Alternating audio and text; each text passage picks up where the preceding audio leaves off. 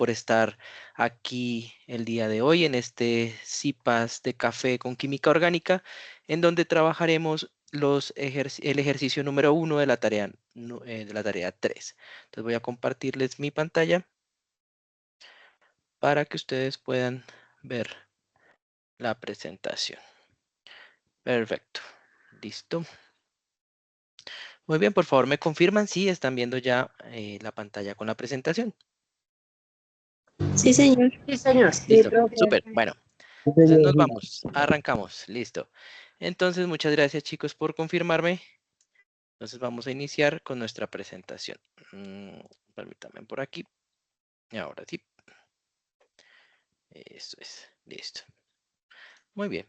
Entonces, hoy vamos a trabajar 4 temas muy importantes. En el primero vamos a revisar rápidamente qué es eso de los hidrocarburos aromáticos. Acuérdense que hace poco vimos algunos de los hidrocarburos clásicos o llamados alifáticos también, en donde encontrábamos a los alcanos, a los alquenos, alquinos, los ciclos también alcanzamos a ver algunos que corresponde a nuestro trabajo o tarea anterior.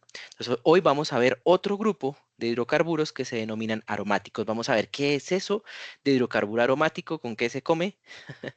Después vamos a ver algunos hidrocarburos aromáticos específicos, el benceno y algunos de sus derivados. Después vamos a pasar ya por algunos radicales orgánicos, específicamente los alcoholes y los fenoles y los éteres y las aminas. Entonces hoy es bastante información la que vamos a recibir. Trataré de ser muy puntual con lo que trabajemos y que todo sea en pro de poder construir ese primer ejercicio de nuestra tarea número 3. Bien, muy bien. Listo. Entonces, ¿qué es eso de hidrocarburo aromático? ¿Con qué se come esa palabra? Entonces, lo primero que necesitamos identificar es que los hidrocarburos aromáticos son estructuras cíclicas no saturadas. ¿Qué quiere decir esto? Que son cerradas y normalmente tienen enlaces múltiples. ¿Listo? Tienen algunas propiedades muy específicas, digamos, la mayoría de ellos suelen ser inflamables y tóxicos, ¿listo? Mm, por ejemplo, la inhalación de algunos de ellos de forma prolongada puede generar disminución en los glóbulos rojos y blancos en la sangre, incluso pudiendo llegar a ocasionar hasta la muerte. Entonces son, digamos, unos compuestos que hay que tener mucho cuidado con ellos y que en la industria se utilizan actualmente bastante, ¿vale? Bien, entonces, en ese orden de ideas, esos hidrocarburos aromáticos son sustancias que tienen estructuras cíclicas y que normalmente pueden ser resonantes o no. ¿Listo?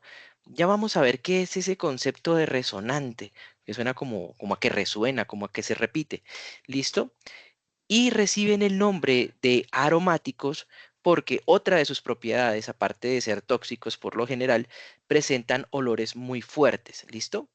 Todos los hidrocarburos aromáticos deben cumplir con una regla que se llama la regla de Hückel. ¿Listo?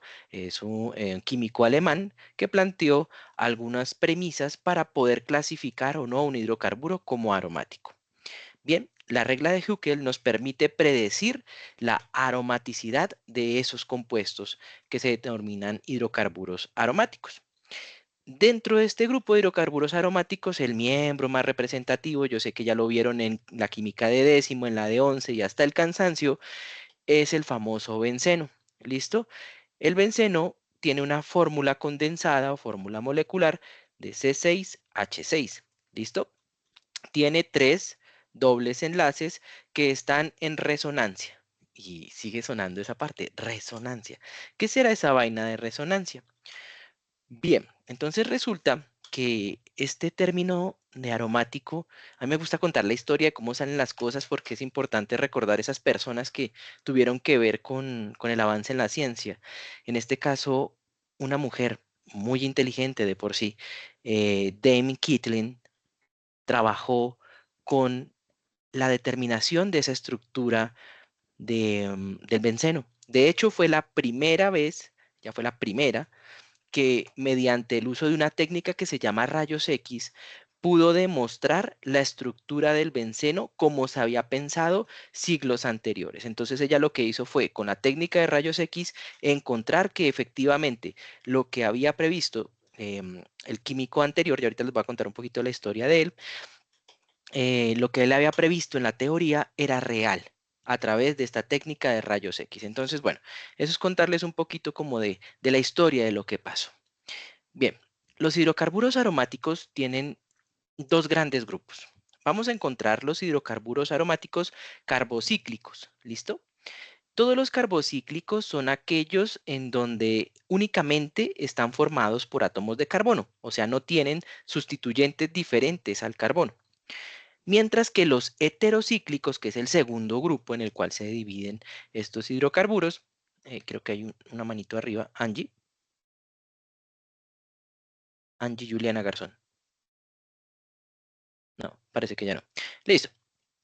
Entonces, Em, el segundo grupo corresponde a los heterocíclicos. En estos sí hay diferentes sustituyentes, diferentes al carbono, entre los cuales podemos encontrar algunos muy comunes, como lo son el carbono, el nitrógeno, el oxígeno o el azufre. Cuando ellos están siendo sustituyentes dentro de estos hidrocarburos aromáticos, se les denomina o reciben el nombre de heteroátomos. ¿Listo? Entonces, recordemos así a grosso modo dos grandes grupos en los cuales se distribuyen los hidrocarburos aromáticos, los carbocíclicos, en donde solo hay carbono, ¿cierto?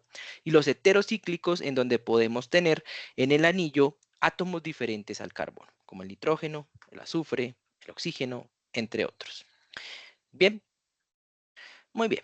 Entonces, aquí es donde vamos a revisar qué es eso de la regla de Huckel. Entonces, Huckel nos menciona que para que un hidrocarburo sea aromático debe cumplir con cuatro condiciones base. La primera condición es que ese compuesto debe ser cíclico, o sea, de cadena cerrada. Debe tener una estructura plana, o sea, ni por el chiras puede tener carbonos que tengan hibridación sp3. ¿Recuerdan la hibridación sp3? Cuando vimos hibridación sp, sp2, sp3, cuando vimos alcanos, alquenos, alquinos, ¿cierto? Entonces, ni por el chiras puede tener carbonos con hibridación sp3. Debe cumplir con otra condición. Debe ser de conjugación cíclica. ¿Qué quiere decir esto? Que debe existir alternancia entre enlaces dobles y enlaces simples en su estructura. Y finalmente, debe cumplir con esta ecuación que está aquí en pantalla. El número de electrones pi debe ser igual a 4n más 2. ¿Listo? Ya les voy a contar cómo se usa esa ecuación y cómo podemos aplicarla para saber si es un hidrocarburo aromático o si es un hidrocarburo antiaromático, que es el contrario a los hidrocarburos aromáticos. Bien, para determinar si es aromático o antiaromático, debemos aplicar estas dos ecuaciones. Entonces, la primera es 4n más 2 igual al número de electrones pi. Si esa condición se cumple, entonces es un hidrocarburo aromático. Y si 4n es igual al número de electrones pi, se considera que es un compuesto antiaromático o inestable. ¿Listo? Entonces, tranquilos, vamos a hacer unos ejercicios para ver que no es tan complejo y simplemente reemplazar en una ecuación algunos números que nos va a permitir. ¿Listo? Entonces Huckel por allá en 1931 se le ocurrió trabajar con esas dos ecuaciones.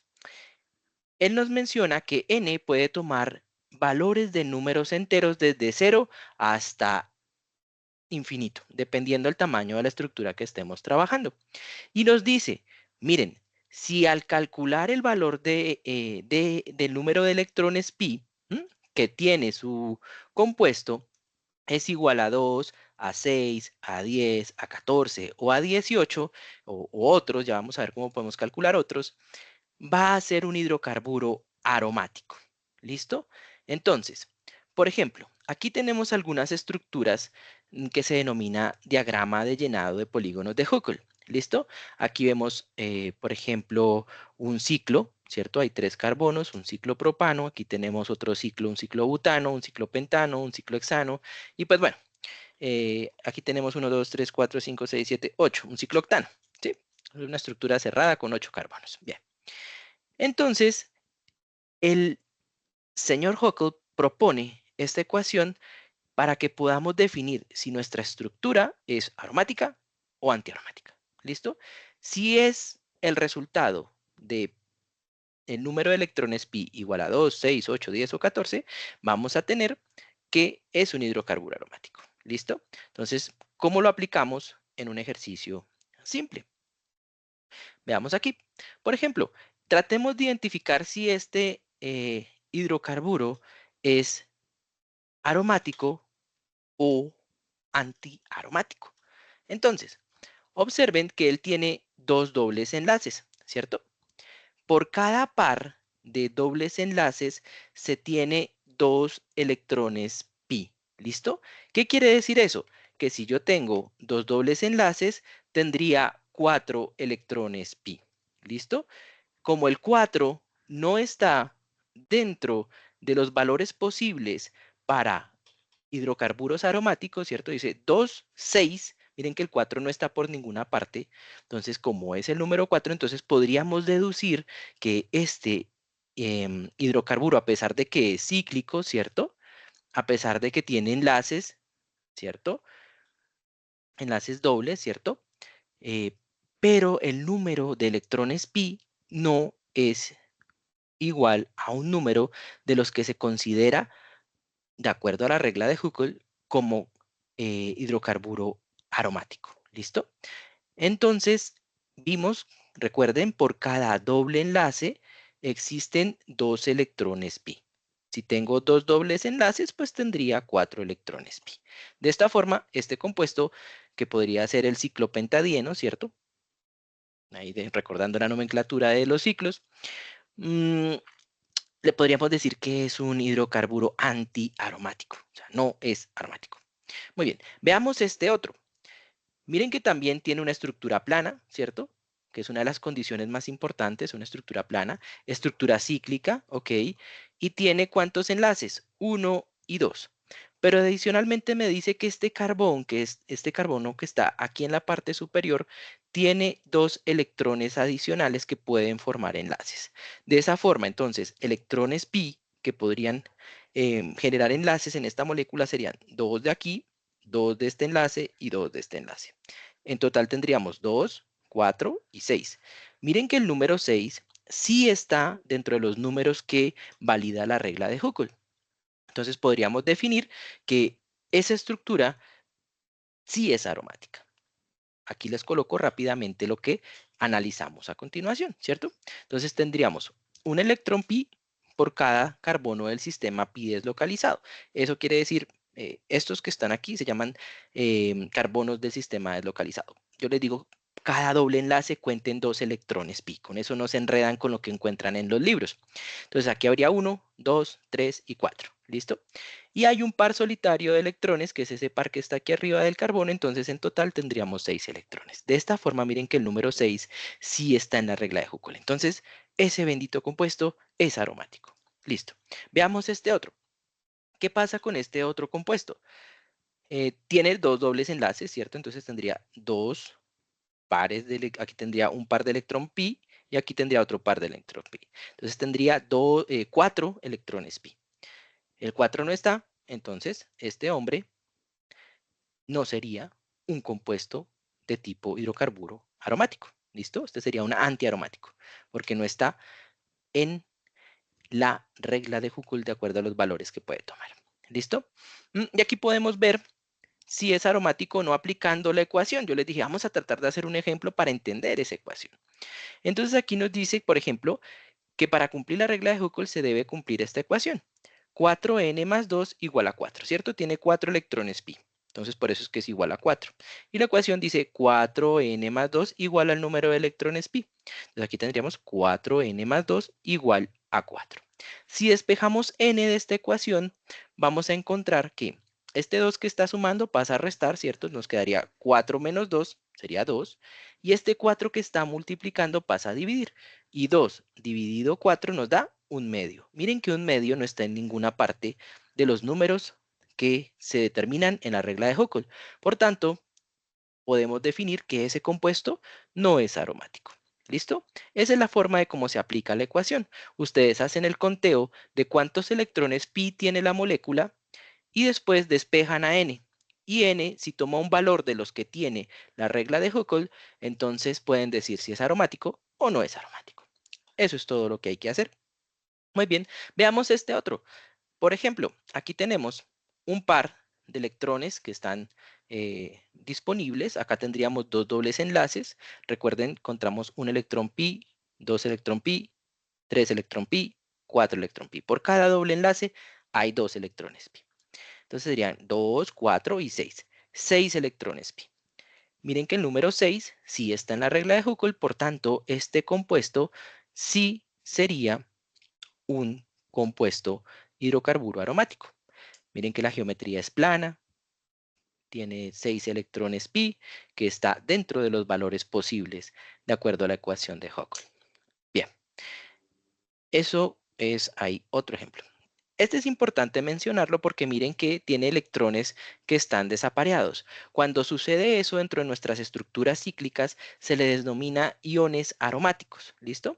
Por ejemplo, el anterior que vimos también es un ion aromático y este que vimos aquí también. Entonces todos eran iones aromáticos. Este que vimos acá, este sí no es un ion. Si ven que no tenía ningún electrón desapareado, cuando los encontremos de esta forma, positivos o negativos, vamos a tener iones aromáticos. Y ustedes recordaban los carbocationes, ¿cierto? De la clase del CIPAS anterior, o los carbaniones, que eran la otra probabilidad que podíamos tener cuando están cargados positiva o negativamente. Muy bien, ahora vamos a ver un poquito sobre el benceno. Vamos a ver qué es eso del benceno y qué relación tiene con lo que les he contado anteriormente. Entonces, resulta que el benceno era una estructura que se había teorizado, o sea, no se había descubierto, pero se sabía que podía existir. Como la mayoría de las cosas de la ciencia, se teoriza primero y luego se descubre que sí existe. Bien, esa teorización la hizo el científico alemán Friedrich Kekulé. ¿Listo? Por allá en el 66, pero no en 1900, en 1866. ¿Listo?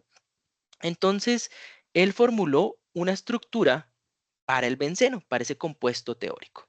¿Listo? Él dijo, la estructura de ese compuesto es cíclica no saturada y tiene enlaces múltiples y se encuentra en resonancia. Miren que la tercera vez que aparece la palabra resonancia. Y que Kekulé lo pintó o lo diagramó de esta forma. Miren cuántos átomos de carbono hay. Hay 4, ¿cierto? Esa fue la primera estructura. Miren, la conseguí, me la traje y dije qué chévere haber encontrado la primera estructura. Pero él no publicó sino hasta 1870. O sea, miren que pasaron 4 años desde que él descubre su idea hasta que logra una publicación académica. Miren que varía mucho, ¿cierto? La estructura se ve un poco diferente. Aquí el diagrama que él hizo en 1866 y este fue el diagrama que se publicó de forma, digamos, formalmente en 1870. Bien, entonces, en cuanto a eso, eh, aparece la explicación a eso de qué es la resonancia. Resulta que esos enlaces dobles que están aquí pintados no son estáticos, ellos están en movimiento, como se ve aquí en esta figura, está pasando de un carbono a otro, están en movimiento, no están estáticos. Eso hace que, miren aquí esta unión, si ven este doble enlace que está aquí, acá se representa en el carbono siguiente y cada una de ellas va rotando.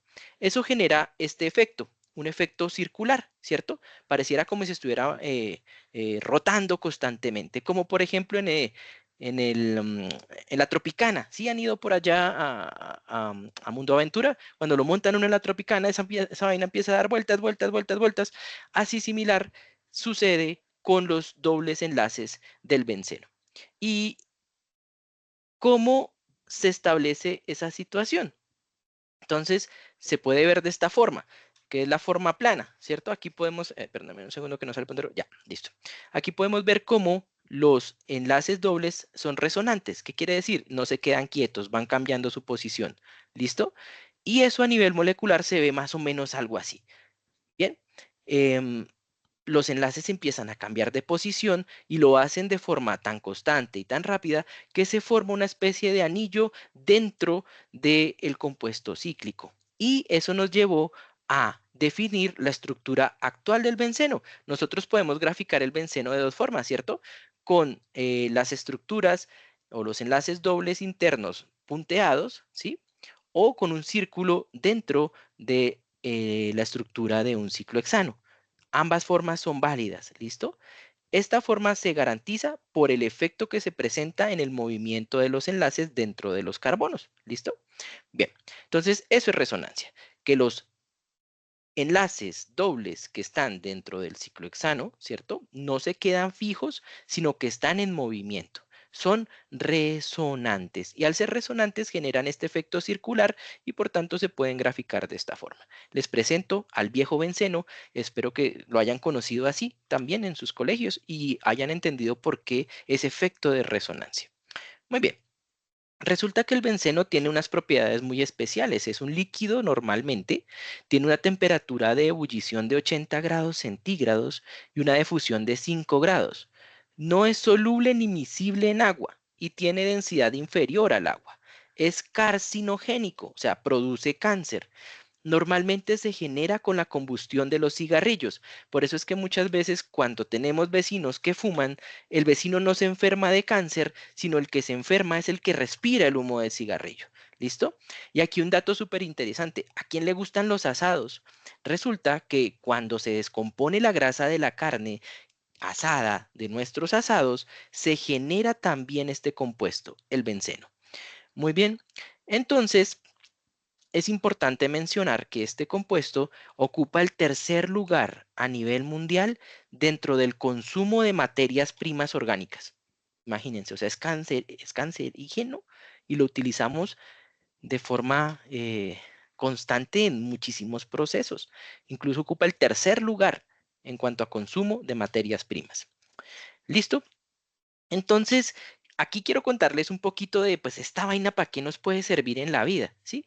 Resulta que existen procesos de síntesis que nos permiten obtener el benceno a partir de hidrocarburos cíclicos. ¿Listo? Incluso desde el mismo petróleo yo puedo llegar a obtener benceno. Bien, hay un área muy especial de la química que se llama química orgánica industrial, en donde nos enseña cómo podemos obtener este tipo de productos a través de ciertos procesos. Aquí, en general, para poder obtener benceno hay que hacer una deshidrogenación. Y van a decir, uy, profe, esa palabra suena rarísimo, pero pues no se preocupen. Deshidrogenación es simplemente sacarle hidrógenos a la molécula, ¿listo? Le sacamos hidrógenos, estamos deshidrogenando. Y para poder deshidrogenar, necesitamos la presencia de ciertos catalizadores. Recordábamos el concepto de catalizador, es una sustancia o un compuesto que puede acelerar la velocidad de una reacción o reducir la velocidad de una reacción. ¿Listo? Entonces, por ejemplo, en este primero encontramos como con un ciclo hexano, si lo hacemos reaccionar con un catalizador de azufre, ¿cierto? Y lo hacemos a altas temperaturas, aquí 250 grados, podemos obtener directamente benceno y 3 moléculas de ácido sulfídrico. ¿Listo? Entonces, esta es la primera forma, es una de las más utilizadas y cómo se produce en la industria. Se toma el ciclo hexano, se le agrega azufre, se calienta y se obtiene benceno. Otra de las formas de hacerlo es a través de este compuesto también cíclico que recibe el nombre, como tiene dos carbonos en su radical, sería el etil ciclohexano, ¿cierto? Se puede hacer reaccionar con catalizadores de selenio. Miren que dependiendo del catalizador voy a necesitar una temperatura diferente. El selenio, cuando actúa como catalizador en este proceso, debe llevarse hasta 300 grados centígrados. ¿Listo? Esto nos da como producto el compuesto que ustedes pueden ver aquí a continuación. Entonces miren que tiene un radical también, ¿cierto? De dos carbonos. En este caso sería el etil benceno. ¿Listo? Podemos obtener etilbenceno en ese proceso. Y 3 moléculas de hidruro de selenio. Finalmente, encontramos aquí otra reacción que se puede dar y es con el decahidronaftaleno. Este ya no está tan fácil de nombrar, ¿cierto? Y ustedes dicen como, uy, profe, ¿qué nombres tan extraños tienen estos compuestos? No se preocupen, ahorita vamos a ver la herramienta que les pone el nombre. Nosotros solo los dibujamos, la herramienta le pone nombre. Listo. Em, el decahidronaftaleno, que es estos dos anillos de anillos unidos hay 10 carbonos, y ustedes los cuentan cada extremo, hace referencia a un carbono. Tenemos 10 carbonos en este ejercicio, por eso se llama deca. Cuando se calienta en presencia de catalizadores como el paladio, entre 250 y 300 grados, nos permite la obtención de este compuesto que está aquí. Miren que la parte lateral izquierda es el benceno y tiene un sustituyente al lado derecho. ¿Listo? Y 5 moléculas de hidrógeno. Son tres formas diferentes de obtener benceno o un derivado del benceno. Bien. La primera síntesis que se hizo del benceno la hizo Berthelot en 1868 y utilizó esta primera forma y lo hizo en tubos de vidrio, o sea, sintetizó benceno en tubos de vidrio, lo que llamamos ahora, ¿cómo lo llamamos en el laboratorio cuando hacemos reconocimiento de material? En ese entonces se le decía tubo de vidrio, ahora se llaman tubos de ensayo. ¿Listo? Para que por allá lo recuerden, que los veíamos en química general. Bien. Del benceno, ¿qué también es importante que ustedes conozcan? Cerca del 90% de ese benceno que se produce se utiliza también como materia prima. Espérenme un segundo que a alguien se le abrió el micrófono. Se utiliza como materia prima para generar otros compuestos de la industria que son fundamentales. De hecho, se utiliza principalmente para poder convertir el etilbenceno y pasarlo a estireno. El estireno es uno de los compuestos muy utilizados en la fabricación de vehículos, de autopartes y demás, para también convertir decumeno a fenol. Esa es otra de las formas en que se utiliza en la industria. Y para poder, a partir del ciclo hexano, obtener materias primas para tener poliamidas. Las poliamidas se utilizan normalmente también en la fabricación, por ejemplo, de telas o de otros materiales que puedan ser útiles en la industria. ¿Listo? Y también se puede utilizar para la producción de nitrobenceno. ¿Listo? El nitrobenceno es la base en la fabricación de compuestos colorantes azoicos como la anilina. Recuerdan que antes nos tocaba comprar la anilina y tinturar nuestros pantalones para estrenar en diciembre. Entonces, el nitrobenceno era precursor de esa anilina y a estos compuestos se le llaman normalmente colorantes azoicos. ¿Listo? Y aquí les presento rápidamente cómo se hace todo el proceso y cómo se obtienen diferentes productos que son de uso en la industria. Entonces, a partir del benceno, yo puedo generar poliestireno, que son esos cauchos, ¿cierto? Con el que se pueden hacer hasta llantas, ¿cierto? Las llantas de los vehículos también pueden ser en ese material. Puedo a partir del benceno generar resinas, puedo generar sustancias que tienen aplicación como pesticida, o sea, para controlar insectos en los cultivos, algunas que pueden ser utilizadas como antioxidantes en los alimentos. Miren ahí, ese es algo bien interesante. A partir del benceno yo puedo obtener un antioxidante que se pueda aplicar en alimentos. Puedo obtener nylon. ¿Ustedes conocen el famoso nylon? ¿Lo han utilizado alguna vez? Entonces, a partir de ese benceno, yo puedo también generar nylon. Puedo generar poliuretanos, colorantes azoicos, como lo vimos hace un segundo, algunos medicamentos, ¿sí? Y, por ejemplo, a partir de los aquilbencenos, podemos obtener los famosos detergentes. ¿Listo? Entonces, miren que el benceno también podemos generar diferentes tipos de detergentes. Podemos obtener también aditivos lubricantes y pues miren que el benceno realmente está presente en casi todas las cosas de nuestro diario vivir. Eso quería contarles del benceno. Les quiero contar también un poquito sobre la nomenclatura. ¿Listo? Porque a veces es difícil empezar a nombrar compuestos o tratar de entender por qué se llaman así si no nos dan algunas pautas para poder hacerlo. Entonces, ¿cómo funciona esto? Vamos a tener bencenos de tres formas. Bencenos monosustituidos, o sea que tienen un radical nada más. ¿Listo? Miren, estos tres solo tienen un radical, un radical, un radical, un radical, un radical.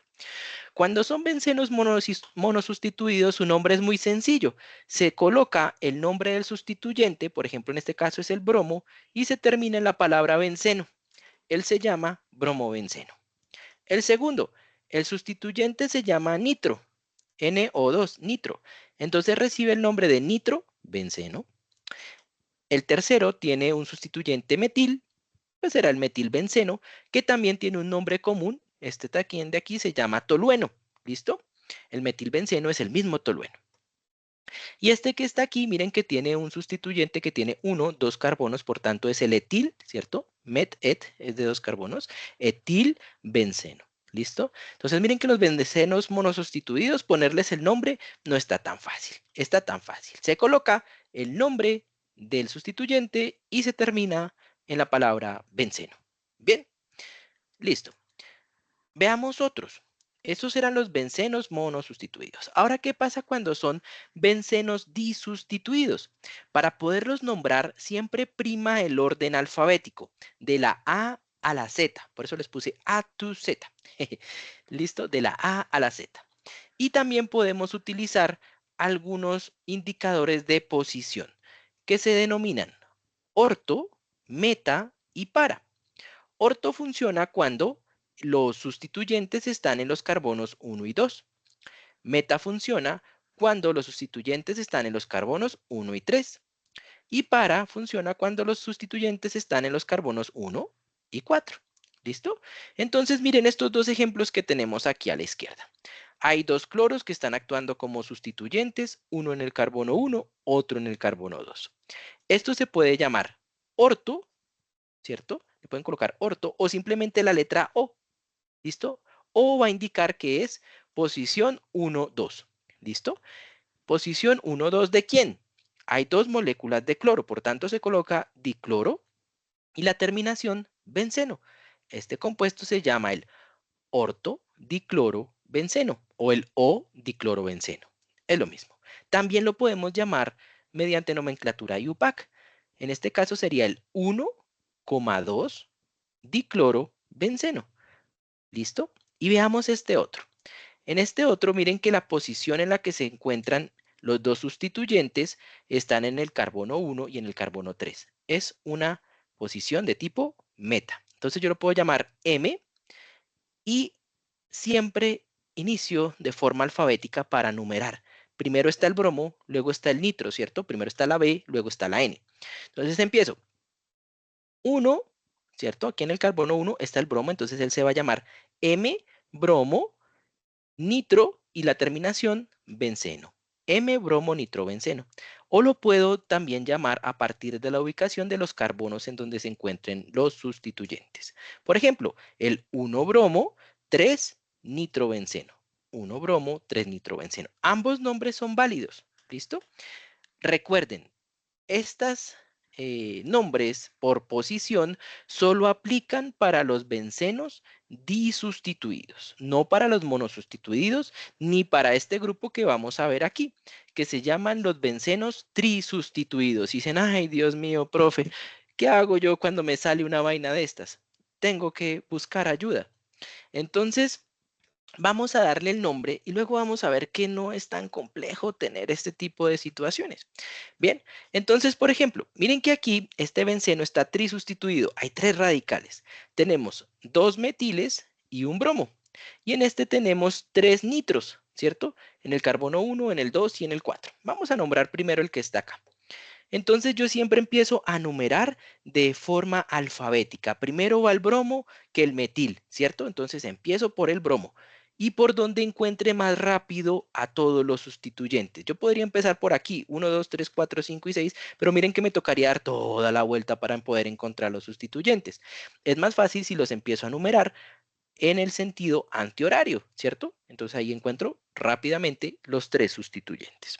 En este caso, este compuesto se llamará el 1-bromo 2,3 dimetilbenceno. Y mírenlo ahí, 1-bromo 2,2 dimetilbenceno. Veamos este otro. Miren que los sustituyentes están en el carbono 1, en el carbono 3 y en el carbono 4. Entonces vamos a tener el 1,2,4 tri de 3, ¿cierto? Tri, nitro y terminación benceno. Este es el famoso 1, 2, 4 trinitrobenceno. Bien, ¿y qué pasa si encontramos uno como estos? Y aquí aparece la carita del monito que dice, ay, Dios mío, ayuda. Entonces, para ello, muchachos, vamos a tener que trabajar un poquito con la herramienta que yo les facilité en la clase anterior. ¿Recuerdan a Chemstech? El software que les dije que por favor instalaran en su computador porque va a ser fundamental para que puedan trabajar de aquí hasta que se acabe el curso de química orgánica. Entonces vamos a trabajar un poquito con este software y vamos a ver que realmente no es tan complejo darle el nombre a este tipo de sustancias. Entonces voy a simplemente a copiar mi sustancia y voy a abrir al famoso Chemstech, que es el software que les recomendé. Si es la primera vez que llegas a un CIPAS del profe Rafa, te voy a compartir, te voy a compartir el enlace para que puedas descargar el software. Es que a veces no es tan fácil encontrarlo, entonces les voy a compartir el software aquí por el chat. ¿Listo? Entonces, para los que ya lo instalaron, para los que ya le dieron buen uso en la primera tarea y se dieron cuenta de su practicidad y de lo fácil que es poder aquí integrar y construir moléculas orgánicas, entonces se los comparto. ¿Listo? Entonces, aquí estamos. Ahora que, ok, listo. Y ok. Bien, listo. Entonces, miren, es una interfaz, parece una hojita de Word, ¿cierto? Solo que tiene unas aplicaciones interesantes que nos permite construir la molécula. Por ejemplo, voy a ir a tomar de mi diapositiva la estructura que quiero colocarle el nombre. Bueno, no me dejó, pero puedo hacerlo de diferentes formas. Puedo simplemente reducir acá y empezar a construir esta misma representación que tengo en mi diapositiva. Entonces, ¿qué es lo primero que necesito? Necesito un benceno. Entonces, mírenlo, está aquí en la parte lateral derecha de mi herramienta. Lo coloco. Listo. ¿Qué más tengo? Tengo un sustituyente que tiene 1 y 2 carbonos. Entonces, le voy a colocar un sustituyente con 1 y... Espérenme que no me quedó tan bonito. Voy a ponerlo más grandecito para que ustedes lo vean bien. Eso sí. Ahora sí. Voy a ponerle por aquí uno y voy a ponerle por aquí otro. Listo. Ahí tengo los 2 carbonos. Ahora me dice que tengo que colocar otro sustituyente aquí, que debe tener 1 y 2 carbonos y un doble enlace. Listo. Entonces coloco 1, 2 carbonos y le pongo un doble enlace. Listo. Y en este carbono que está en la parte inferior me dice que tengo también 2 carbonos, 1, 2 carbonos, solo que este último lleva un triple enlace, entonces le doy 3 clics. ¿Listo? Miren, ahí apareció la misma estructura que estaba proponiendo el profe. Muy bien, listo. Ahora, lo bonito de este software, ustedes simplemente seleccionan la molécula y le dan clic aquí en la parte superior que dice generar el nombre de la estructura y les da los nombres de las estructuras, muchachos. ¿Listo? Entonces, ahí les dice que este compuesto se llama el 1-etenil, 2-etil, 4-etilbenceno. ¿Listo? Entonces, es muy práctico el uso de este tipo de herramientas porque les va a permitir nombrar diferentes compuestos. Creo que Harold tiene una pregunta. Harold, buenas noches. Sí, profe, buenas noches. Una pregunta. Ese software que estoy viendo aquí en el navegador mientras yo estoy viendo la clase al mismo tiempo, ¿no hay versión en español? Yo acabo de ver que solamente hay en No, inglés. no, solo hay versión en inglés, pero pues realmente si tú ves el tutorial es muy sencillo identificar cuáles son los botones y las estructuras. Realmente no es un inglés tan técnico ni tan complejo. Entonces, digamos, es importante que puedas identificar cuáles son los botones que debes trabajar. ¿Listo? Por ejemplo, el más importante es el de generar los nombres de las estructuras. Aunque aquí tú también puedes ver las moléculas en 3D, si las quisieras ver en 3D. ¿Listo? Tiene también ese tipo de herramientas para poderlo hacer. Y miren que está integrado el Ah, PubChem, el eMoleculars y el ChemSpider, o sea, son de los que nos proponían la guía, todos están integrados aquí. Bien, entonces, digamos, es una herramienta muy integral. Bien, bueno. sí. Y no molesta con el tema con lo de las gráficas ni nada de eso, así digamos, con el rendimiento No, del equipo. no, mira que no, es un software muy, muy básico y no pesa mucho. Yo lo trabajo siempre, de hecho los ejercicios que les pongo los hago ahí. O sea, es el software que manejamos los profes. Lo que pasa es que a veces no lo compartimos con los estudiantes. A mí sí me gusta. Entonces se los comparto para que lo usen. Bien, entonces sigamos ahí. Solamente viene en versión inglés, que es lo maluco. La versión gratis está en inglés. La versión paga Si tú quieres pagar, tiene varios idiomas, pero pues bueno, si está gratis, pues mejor aprender el inglés que pagar. Bien, eso era lo que les quería contar. Entonces, miren que sigue primando el orden alfabético en los sustituyentes. Aquí teníamos un sustituyente etil.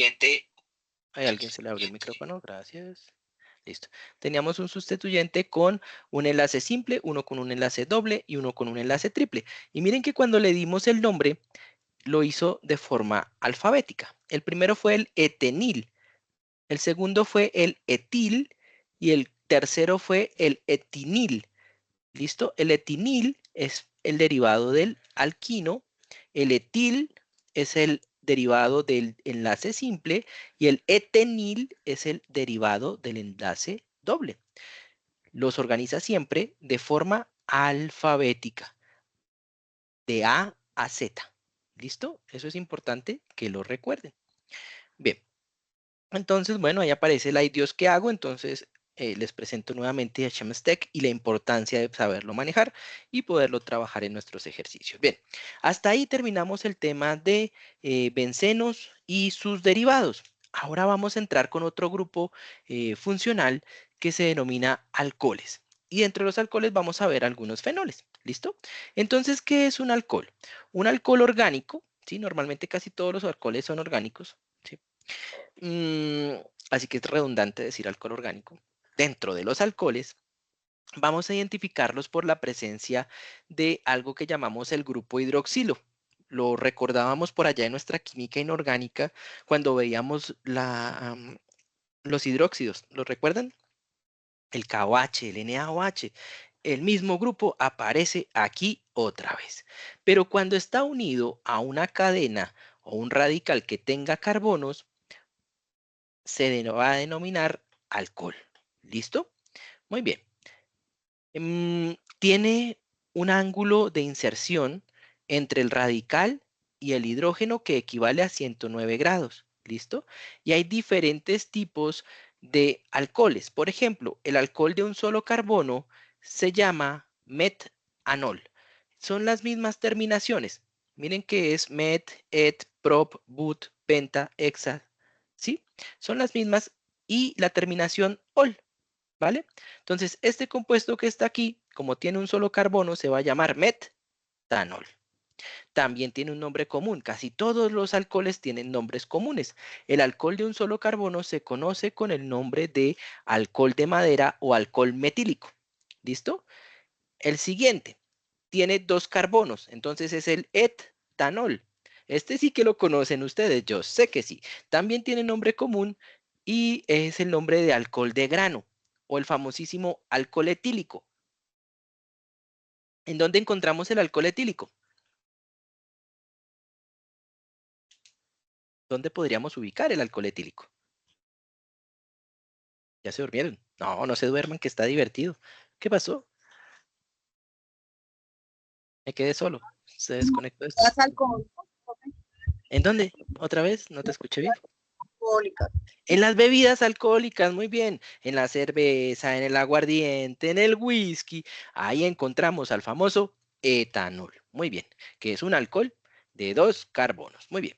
Y encontramos también el alcohol de 3 carbonos. Entonces es el propanol. Y podemos aquí empezar a encontrar diferentes isómeros. ¿Listo? Los isómeros recuerden que son estructuras que tienen la misma fórmula molecular, pero que pueden tener una distribución espacial diferente, lo que hace que tenga propiedades diferentes. Entonces tenemos el famoso 1-propanol, que es el alcohol propilo, o tenemos el 2-propanol, que es el famoso alcohol isopropílico, muy utilizado en la limpieza de partes o componentes electrónicas, ¿listo? Normalmente se hace la limpieza con este tipo de alcohol isopropílico.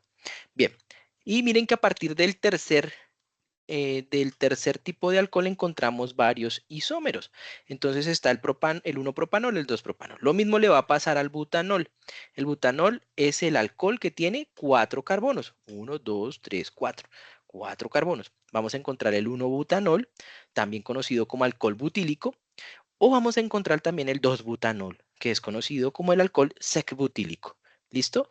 Este es porque queda unido el grupo OH a un carbono secundario. ¿Qué quiere decir eso? Ya lo vamos a ver a continuación. Un carbono que ya estaba unido previamente a otro carbono. Y ahí se enlaza el grupo OH. Eso es un carbono secundario. Y vamos a encontrar carbonos secundarios, terciarios y demás. Bien. También encontramos los ciclos, ¿cierto? Por ejemplo, cuando hay un ciclo hexano y tiene un OH, pues se va a llamar ciclo hexanol. Miren que la terminación ya cambia de ciclohexano a ciclohexanol si tiene la presencia de un radical hidroxilo o OH. Listo. Y pues esto es lo que normalmente vemos nosotros en las estructuras. Yo les iba a contar. Miren, el alcohol primario es que el grupo, el radical OH está unido a un carbono que no está unido a otros carbonos. A eso se le llama alcohol primario. ¿Listo? El alcohol secundario es aquel que está unido a un carbono que está previamente unido a otros dos radicales que pueden ser carbonos, ¿cierto? Y el alcohol terciario, pues como su nombre lo indica, el radical está unido a un carbono que tiene o que está unido a tres carbonos o a tres radicales que tengan carbono. ¿Listo? Entonces, alcoholes primarios, alcoholes secundarios y alcoholes terciarios. Por ejemplo, miremos esta estructura que está gravitando aquí y tratemos de identificar esta estructura que está aquí al extremo. Esta estructura sería un alcohol primario, secundario o terciario. Y miremos esta otra que está gravitando aquí y revisemos si es un alcohol primario, secundario o terciario. Entonces, miren, este que está aquí está unido a un carbono que está unido a otro carbono, ¿cierto? Y este que está aquí está unido a un carbono que está unido a otro carbono y a otro carbono. Mire, está unido a dos carbonos, a dos carbonos. Por tanto, ese que está aquí en el centro podría ser un ¿qué? Un alcohol secundario, ¿cierto? Y el que está allá en el rinconcito, miren que es un grupo H que está unido a un carbono y puede estar unido a otro radical. Ese podría ser un alcohol primario. Entonces, miren que dentro de una misma estructura yo puedo tener alcoholes primarios, secundarios, incluso hasta terciarios, ¿vale? Entonces, eso es importante que lo puedan identificar. Muy bien. Y existen algunos ejemplos adicionales de otros tipos de alcoholes. Están los alcoholes dihidroxilados. ¿Cuáles son los alcoholes dihidroxilados? Los que tienen pues dos moléculas o dos radicales OH. ¿M? Están los alcoholes trihidroxilados, pues que tiene tres radicales OH. Y están los alcoholes alicíclicos. ¿Listo? Los alcoholes alicíclicos son aquellos que se forman por interacción con compuestos cíclicos. Se les denomina alcoholes alicíclicos. Entonces tenemos 6 grandes grupos, los recordamos. Alcoholes primarios, cuando está nuestro carbono unido al OH y ese carbono puede estar unido a otro radical. Alcoholes secundarios, cuando nuestro radical está unido a ese carbono y el carbono puede estar unido a dos radicales. Alcoholes terciarios, cuando nuestro radical está unido a un carbono y ese carbono a su vez puede estar unido a tres radicales adicionales. Alcoholes dihidroxilados, cuando tenemos dos moléculas o dos radicales OH. Trihidroxilados, pues como su nombre lo indica, tres moléculas de OH. Y alcoholes alicíclicos, cuando se forman a partir de compuestos cíclicos. ¿Listo? Son esos 6 grandes grupos de alcoholes. Y veamos un poquito de la nomenclatura de los alcoholes. Por ejemplo, miren aquí está moviéndose el GIF un poco. Tenemos un compuesto que tiene 3 carbonos, ¿cierto? 1, 2 y 3. Entonces este amiguito se va a llamar el de aquí es muy fácil, es el 1-propanol. Y el de aquí se va a llamar el 1,2-propanol. ¿Listo? Eso es todo lo que hay que hacer cuando son cadenas sencillas. 1-propanol, miren que él puede tener un proceso de isomería y convertirse en 2-propanol. Son dos compuestos diferentes que tienen la misma fórmula química, ¿cierto? Miren que aquí no salieron elementos adicionales, simplemente hubo un intercambio de posiciones, inmediatamente dejó de ser 1-propanol y se convirtió en 2-propanol, compuestos con diferentes condiciones. Veamos otro caso, uno un poco más complejo. Este que está aquí es un propanodiol, ¿cierto? Es un diol, perdón, porque tiene dos estructuras OH. Tiene 5 carbonos. Entonces vamos a nombrarlo de la siguiente forma. vamos a indicar en qué carbono se encuentran los grupos radicales OH. Entonces, en el carbono 1 y en el carbono 3 tenemos grupos OH. Entonces decimos 1, 3, pentano porque es toda la estructura y terminación diol porque hay dos radicales OH. ¿Listo? Repetimos entonces en el carbono 1 y en el carbono 3 de la estructura de una cadena de pentanos hay dos radicales OH. Sería el 1,3 pentano diol. ¿Listo? Esa es otra forma de darle nomenclatura a nuestros alcoholes. Y veamos una más. Por ejemplo, el 1,3,5 pentanotriol. O sea, a partir del nombre construimos la cadena de el alcohol. Entonces, como sabemos que es un pentano, pues colocamos 5 carbonos, ¿cierto? 1, 2, 3, 4 y 5. Luego en el carbono 1, ¿cierto? Y en el carbono 3 y en el carbono 5 vamos a colocar OHs. OH, OH y OH. Y complementamos los enlaces. Recuerden que el carbono forma máximo ¿cuántos enlaces? 4. Por ahí personitas me subieron carbonos con 8 enlaces en el trabajo. Ay, muchachos. Entonces, complementamos los enlaces faltantes siempre con hidrógeno. De esa forma podemos construir el 1,3 pentanotriol. Entonces, hay 3 OH. Miren, 1, 2 y 3. ¿En dónde está? En el carbono 1, en el carbono 3 y en el carbono 5. Ahí vamos a colocar los OHs. OH, OH y OH y complementamos los enlaces faltantes con hidrógenos. De esa forma construimos la estructura de nuestro compuesto. Bien, ahora vamos a ver el grupo que denominamos fenoles. En los fenoles es el benceno con el grupo hidroxilo. ¿Listo? Entonces va a ser un benceno que va a tener un grupo hidroxilo. En ellas vamos a tener mezclado, por decirlo así, o enlazado eh, el grupo hidroxilo directamente sobre este anillo aromático. ¿Listo? La fórmula general para los fenoles es AROH. ¿Qué quiere decir AR? AR representa un grupo arilo o el grupo de radical del benceno. Un benceno que se puede unir a otro compuesto. Entonces, AROH es la estructura del fenol.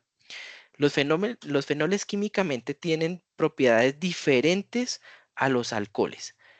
Los alcoholes, la mayoría suelen ser en su estado natural líquidos, mientras que los fenoles suelen ser de composición sólida.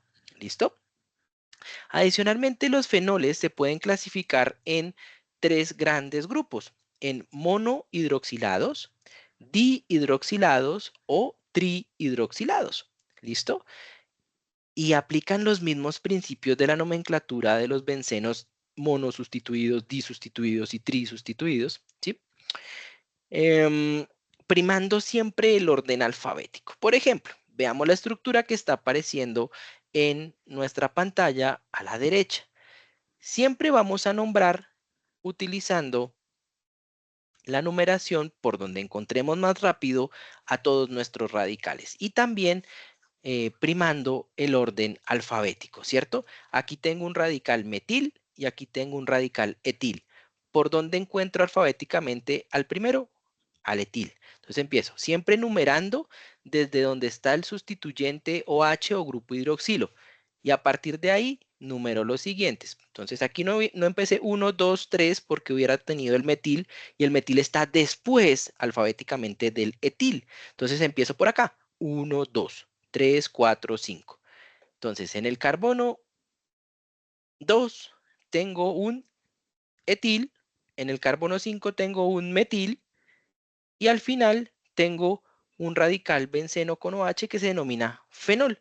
El fenol, también llamado hidroxibenceno, con fórmula química C6H5OH, es el fenol más simple que existe en la naturaleza. ¿Listo? Entonces, miren, siempre prima numeración por orden alfabético. Decimos en qué carbono hay qué sustituyente con terminación il, 2-etil, 5-metil y la terminación fenol. ¿Por qué? Porque es nacido a partir de una estructura tipo fenólica. ¿Listo? Que es un benceno con un OH. A eso se le llama fenol. Mm, aquí hay diferentes formas. Voy a compartirles este enlace para que ustedes lo vean, porque tiene información interesante sobre nomenclatura y les va a mostrar otros compuestos como el resorcinol, la hidroquinona, el catecol, bueno, compuestos fenólicos que son bastante importantes en la industria. Se las voy a compartir también para que profundicen un poco más acerca de esta nomenclatura. Decirles que aquí les voy a dar toda la nomenclatura de fenoles y bencenos es mentira.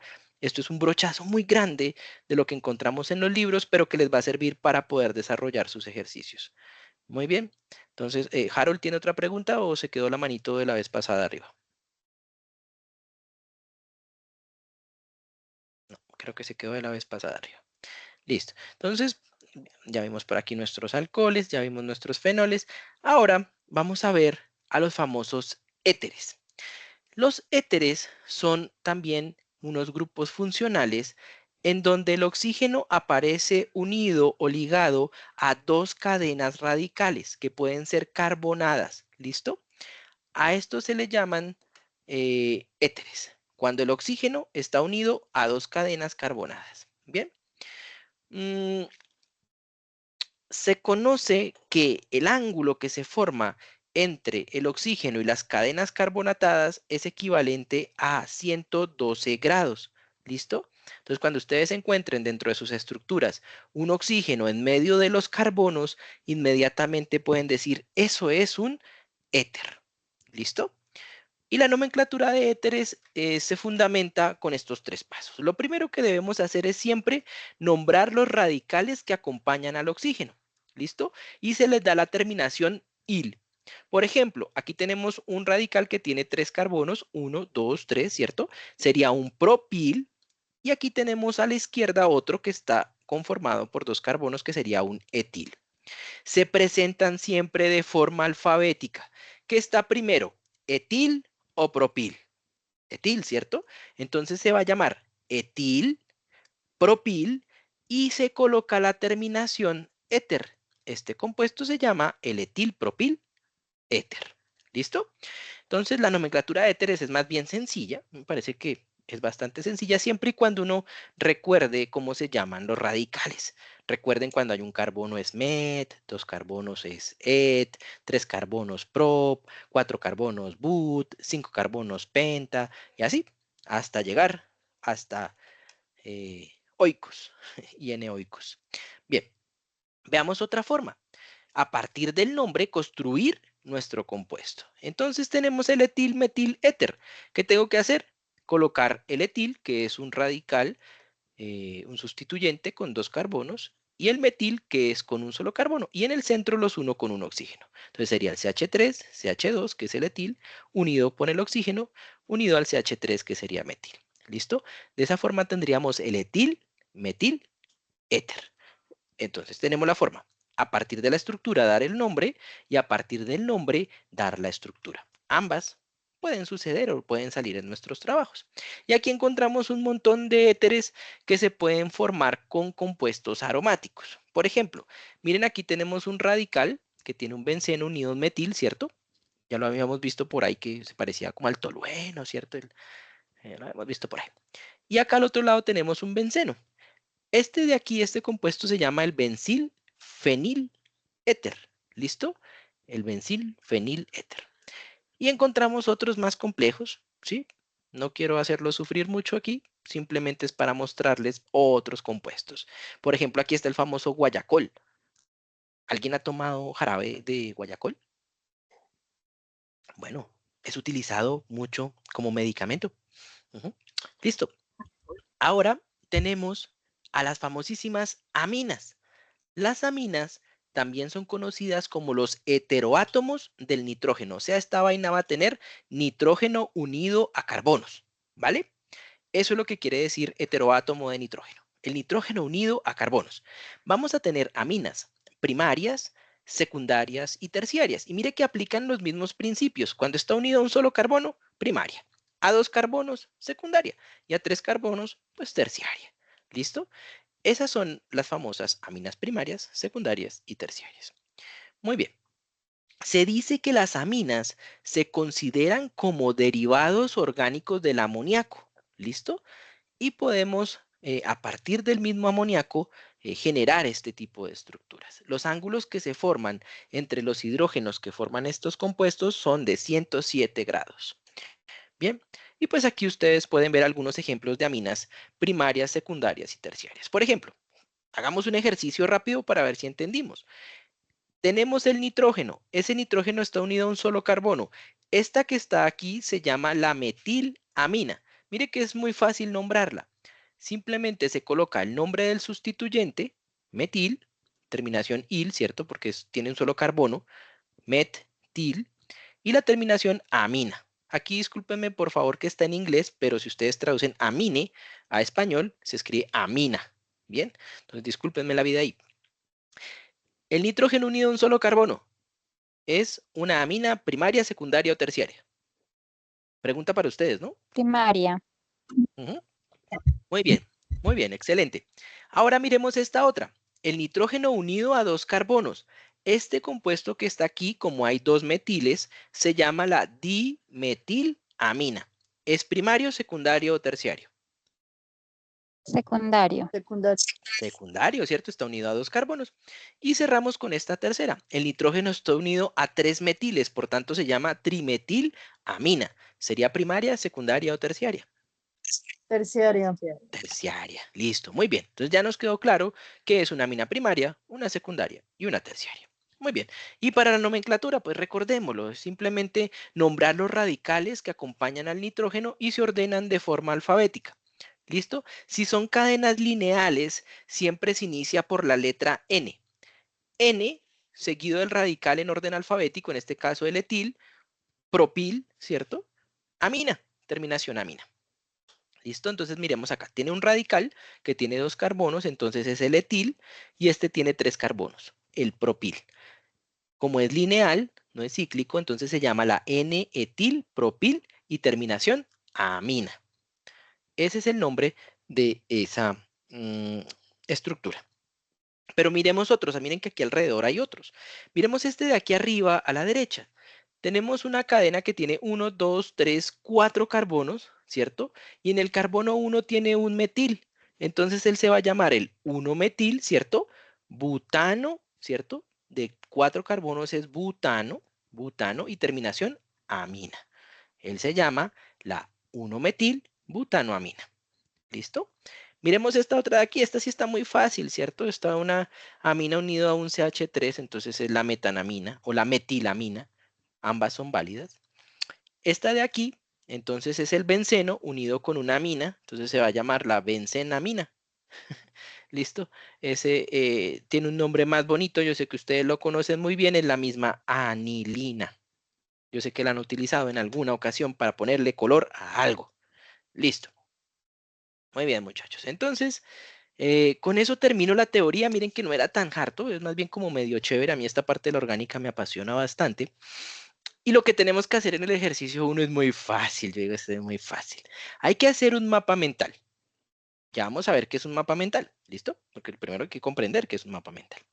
En ese mapa mental vamos a tener que colocar la definición, la fórmula general, algunas moléculas de ejemplo, cómo se clasifican, ¿sí? Los siguientes compuestos. El benceno y sus derivados, eso lo vimos, ¿cierto? Los fenoles, lo vimos. Los alcoholes, también lo vimos.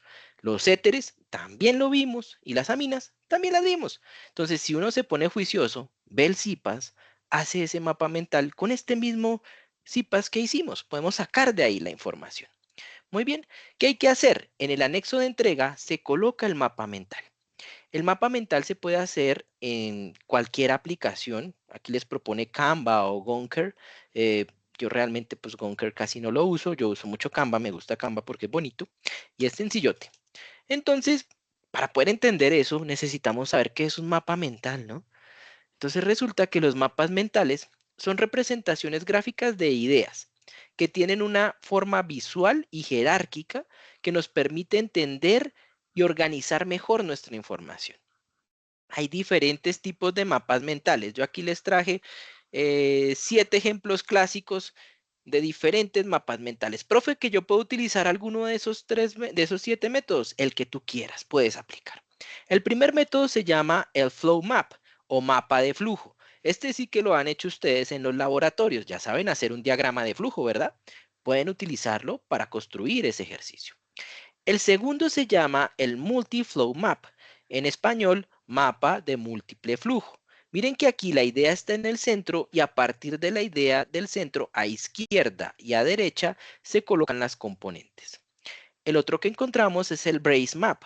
El brace map es el famoso mapa de corchetes. Hay un corchete grande, un corchete pequeño y dentro de ellos se pueden ubicar las ideas secundarias. En el centro de los corchetes también va a ir la idea principal. Encontramos el tree map. El tree map pues, es el mapa de árbol. Miren que en él la idea principal está es en la parte superior y de él se desglosan ideas secundarias. También lo pueden hacer de esa forma. Encontramos los circle maps, esos son los mapas circulares, entonces ustedes pueden colocar la idea central en el círculo del centro y después las ideas secundarias en los círculos que están más hacia el exterior. Muy bien. Encontramos los bubble maps. Los bubble maps es simplemente los mapas de burbujas. La idea central siempre va en el centro, como su nombre lo indica, y alrededor de la idea central podemos colocar las ideas secundarias. Y encontramos el doble bubble maps, que es utilizar dos de estos unidos. Simplemente el mapa de doble burbuja. Cualquiera de esos 7 pueden utilizar, el que más les guste. Ustedes dicen, profe, a mí me gustan los bubble maps, entonces hago bubble maps, ¿vale? Listo. ¿Qué queremos de este ejercicio? Que ustedes lleguen a una construcción similar a esta. Miren aquí, colocó la persona que hizo este, y lo podemos clasificar, ¿no? Esta es una mezcla de formas, porque aquí tiene partes de Google Map, pero también está mezclado con Multiflow Map. Se puede hacer, ustedes pueden mezclar este con el otro, como quieran, pueden crearlo, ¿listo? Aquí el que creó este mezcló Google Maps con Multiflow Maps. Entonces tiene Google Maps y Multiflow Maps. ¿Qué hizo? Química es el tema central. Y dentro de la química, él quiere hablar de las ciencias que están relacionadas con la química, como lo son la matemática, la física, la astrología, la biología.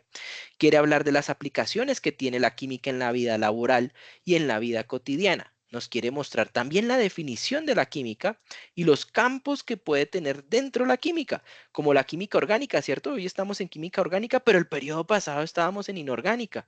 Probablemente sigue bioquímica.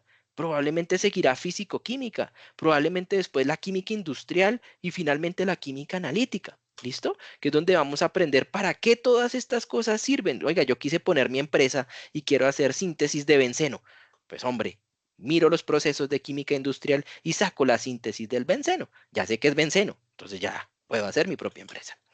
Muy bien, hay un procedimiento básico para que ustedes construyan su mapa mental. Entonces, lo primero es que coloquen el concepto o idea en el centro. Siempre, usualmente va en el centro, a menos de que sea un tree map. El tree map va siempre arriba. Después, colocar las ideas secundarias alrededor de la idea principal. Pueden conectarlo siempre con ramas. No lo dejen desconectado porque si no, no van a saber de dónde proviene o hacia dónde se dirige la información. Después pueden continuar con diferentes subramas. Miren, esta es una rama del campo y el campo tiene subramas. ¿Listo? Utilicen líneas para unirlas. Pueden ser líneas continuas, líneas punteadas o pueden ser líneas con dirección. Pueden usar colores, símbolos, imágenes que les permita mejorar la organización y que les ayude a retener la información que ustedes quieren presentar. Profe, que se me acabó la tinta de la impresora, se me fue la luz, me tocó a mano. Sí, ahorita en las lluvias hay que ser recursivos. Algunos se nos está yendo el internet. Profe, ¿puedo hacer el diagrama en mi mapa mental a mano? Claro que sí, lo puedes hacer. Es válido. Mira, aquí les presento uno cómo queda también.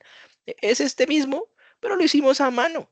La química con sus ramas, la importancia, el impacto, qué es la historia y por qué estudiamos. ¿Listo? Entonces, eso es lo que esperamos en este ejercicio, que ustedes puedan hacer un mapa mental de esta forma, que es digital, o incluso a mano si lo desean hacer. Bien, con esto cerramos hoy nuestro CIPA, chicos. Les dejo esta reflexión. Es un video muy cortito. Voy a compartir, ay, se me olvidó compartir la pantalla con sonido. Permítanme un segundo, ya comparto con sonido. Porque si no comparto con sonido no van a escuchar. Entonces veamos la reflexión.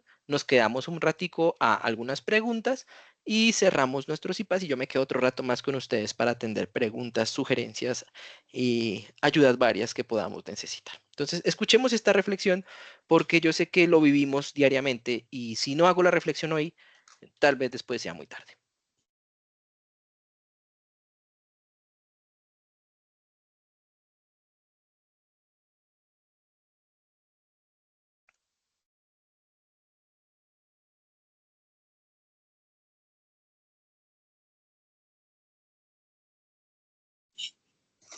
Profe, no se ve.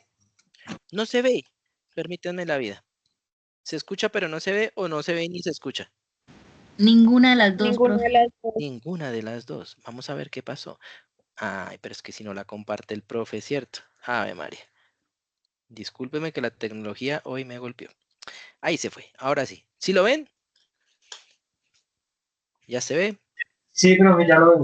Listo. ¿Y ya se escucha? Listo. Ahí va. ¿Sabías que en estos tiempos de calor hay que tener en cuenta que un auto estacionado a la sombra durante el día con las ventanas cerradas puede contener de 400 a 800 miligramos de benceno si está aparcado fuera bajo el sol a una temperatura superior a 16 grados centígrados? El nivel de benceno subirá a 2000, 4000 miligramos, 40 veces el nivel aceptable.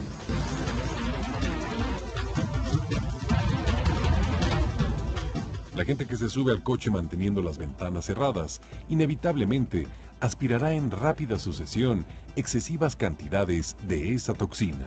El benceno es una toxina que afecta al riñón y al hígado.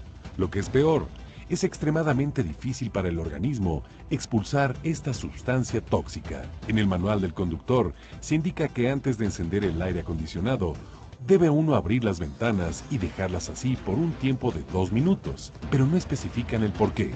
Solo dejan entrever que es para su mejor funcionamiento. Aquí viene la razón médica.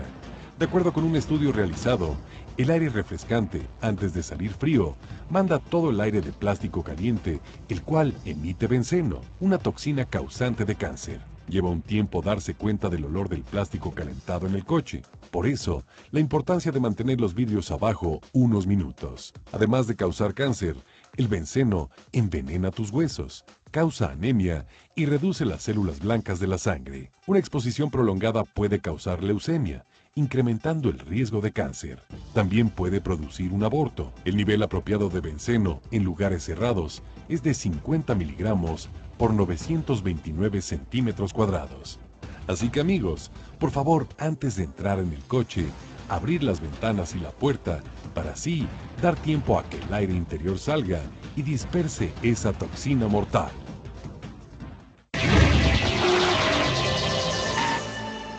Esa es la reflexión del día de hoy para los que tienen carros o utilizan carros en su diario vivir.